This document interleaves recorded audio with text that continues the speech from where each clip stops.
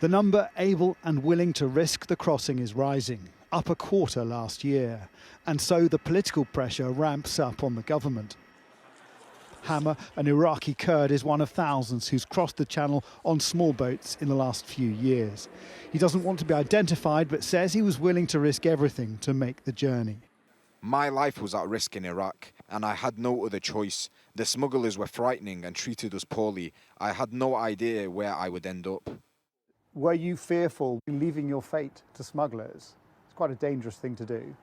The journey was extremely frightening. The crossing of the channel was terrifying, and the boat had holes in it.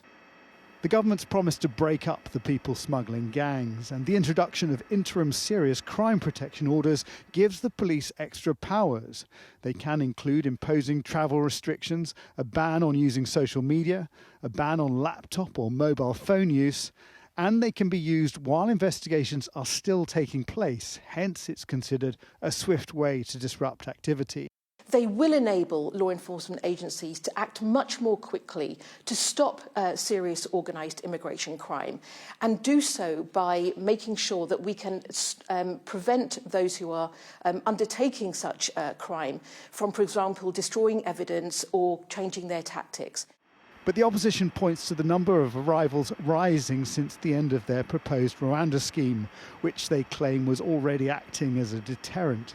The measures announced today are frankly rather laughable. The idea that dangerous people smuggling gangs are going to be deterred by the threat of some sort of mobile phone banning order is pretty laughable, frankly.